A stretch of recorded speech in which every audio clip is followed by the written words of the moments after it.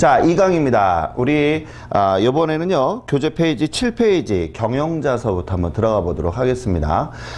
여기 보시게 되면 첫 번째 우리가 이 경영자는 지배구조에 따라서 우리가 이제 분류를 하게 되는데요. 우리가 크게 소유 경영자다, 그 다음에 또 고용 경영자, 그 다음에 전문 경영자로 이렇게 세 가지 단락으로 구분할 수가 있습니다. 시험에서도 종종 나오는 부분인데요. 소유 경영자라고 하는 것은 말 그대로 내가 회사를 갖고 있는 거죠. 내 명의죠. 내가 직접 투자해서 회사를 차린 것이다, 이렇게 볼 수가 있어요. 자, 그러다 보니까 모든 출자와 위험, 그 다음에 경영상 위험을 내가 다 모든 것을 안고 가야 되는 거죠. 자, 하지만 좋은 것은 있죠. 의사결정이 어때요? 내 회사니까 마음대로 할 수 있는 의사결정이 신속하게 이루어질 수 있고, 모든 것이 내 의사에 의해서 하는 거니까 지위나 통제라든지 모든 것이 내가 다 내 손에 있다는 그런 개념입니다. 자, 그런데 이제 고용 경영자라고 하는 것은 우리가 알아두시 그 두 번째 줄에 밑줄을 그어주시면 경영활동의 일부를 수행을 한다라고 했어요. 전적으로 다 맞는 것은 아니라 경영활동의 일부를 하고요. 단순하게 우리가 월급쟁이 이런 얘기죠. 월급쟁이 사장이다 이런 표현을 하는데, 거기 있는 것처럼 단순한 유급 경영자다 이렇게 보시는 것을 우리는 고용 경영자다 이렇게 보는 거고요. 그 다음에 전문 경영자 이렇게 나와 있는데, 이것을 우리가 이제 속칭 CEO다 이렇게 얘기하거든요. 그래서 거기 보시면 경영만 전담하는 경영자도 있고요. 그 다음에 전문적인 자기 분야에서 전반적인 지식이라든지 경험, 그 다음에 그런 능력을 갖다가 토대로 해서 회사를 운영하는 그런 경영자를 우리는 전문 경영자다 이런 경우가 많죠. 그래서 보통 이제 현대사회에서는 이 전문 경영자가 마케팅, 영업이면 영업 이렇게 섹터별로 이렇게 분류를 해서 전문 경영자를 고용하는 경우가 상당히 많이 있습니다. 자, 이렇게 경영자의 지배구조에 따라서 분류를 받고요. 그 다음에 수직적 위계에 따라서, 위계라는 얘기는 어떻게 구조를 갖고 있느냐 이런 개념인데요. 첫 번째가 우리가 최고 경영자, 그 다음에 중간 경영자, 그 다음에 일선 경영자로 볼 수가 있습니다. 아무래도 이제 최고 경영자라고 하는 것은 모든 것을 전반적으로 관리하는 거잖아요. 그래서 거기에 우리가 밑줄을 그으실 것이 기업의 전반적인 경영을 책임지는 그런 사람을 우리는 최고 경영자다 이렇게 볼 수가 있어요. 자, 그 다음에 중간 경영자는 아무래도 하위 관리자와 최고 경영자를 잇는, 이렇게 우리가 다리, 교두보 같은 그런 역할을 해주는 거죠. 그래서 거기 나와 있는 것처럼 자신의 하위자의 일선 경영자나 작업자의 능력 이런 것 등을 조화롭게 슬기롭게 잘 이루어서 기업을 꾸려나가는 중간 가교 역할을 하는 것이 우리가 이제 중간 경영자다 이렇게 볼 수가 있고요. 그 다음에 일선 경영자는 현장에서 우리가 일을 하는 사람들을 우리가 얘기하는 것입니다. 그래서 우리가 감독하고 지시하고 이런 부분들을 많이 하잖아요. 현장 경영자들이. 이렇게 해서 수직적 위계에 따라서 우리가 볼 수가 있고, 그 다음에 이제 또 이것을 역할별로 또 분류를 하기도 해요. 그래서 거기 보면 전통적 역할이다 또는 현대적이다 또는 경영자의 10가지 역할을 구분하기도 하였습니다. 아무래도 우리가 이제 전통적인 것은 제일 중요한 게 어떻게 조직을 꾸려나가야 될 것인가 하는 설계 부분이라든지 또는 조직의 의사결정을 반영을 하는 여태까지 꾸준하게 전통적으로 내려오는 방식을 따른 것을 우리는 이제 전통적 역할이다 이렇게 볼 수가 있겠고요.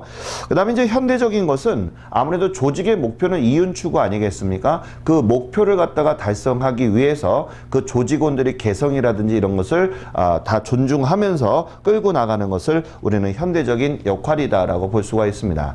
그러다 보니까 이제 경영자의 어떤 면이 중시가 되느냐 하면, 왜 그런 거 있잖아요. 재벌의 그 뭐 2세대라든지 이런 분들이 사회 물의를 일으키는 여러 가지도 있겠지만, 또 어떤 반면에서는 경영자로서의 모범된 사회의 모범이 되는 그런 것들을 볼 수가 있잖아요.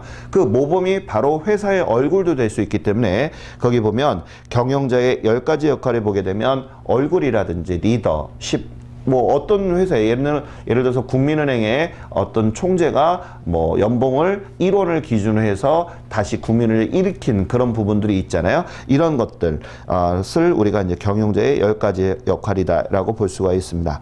자, 그다음에 이제 네 번째는 기업가 정신인데요. 사실 이 문제가 12년도에도 기출이 나와 있지만 가장 중요한 사상이다 이렇게 볼 수가 있습니다.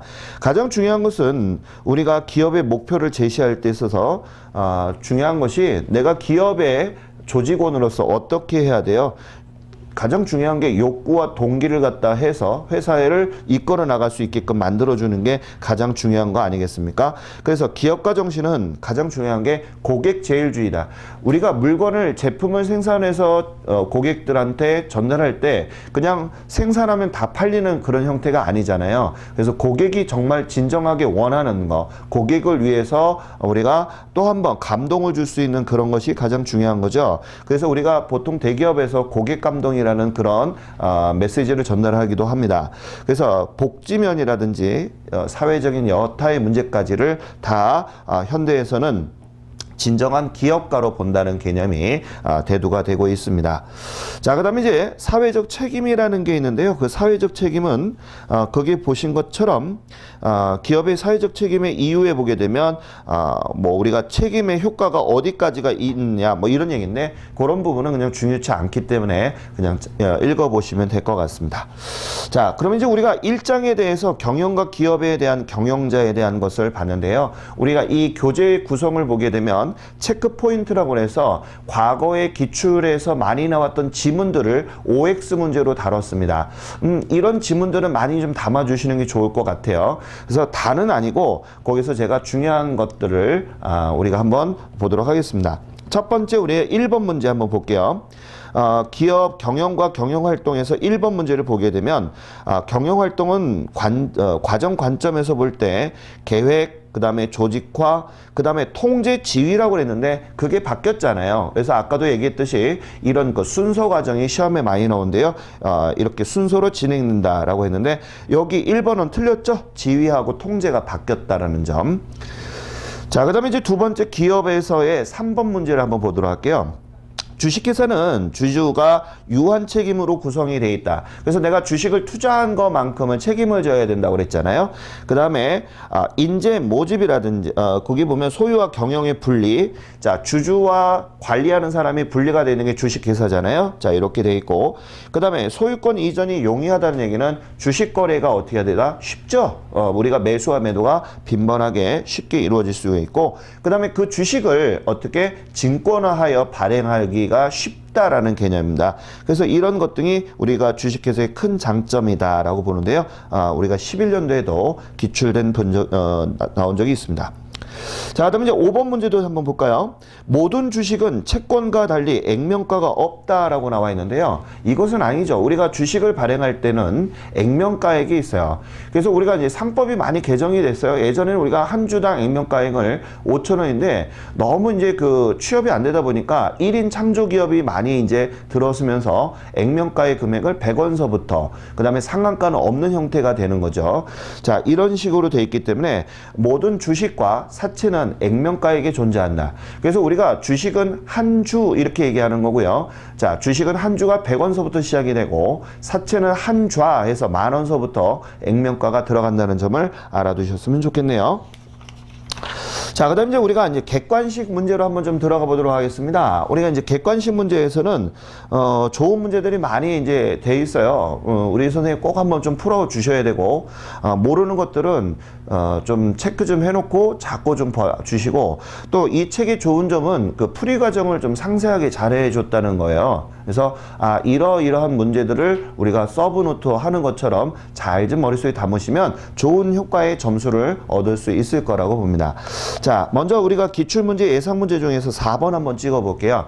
자, 우리가 이 4번 같은 경우는 14년도에도 나왔던 문제인데요.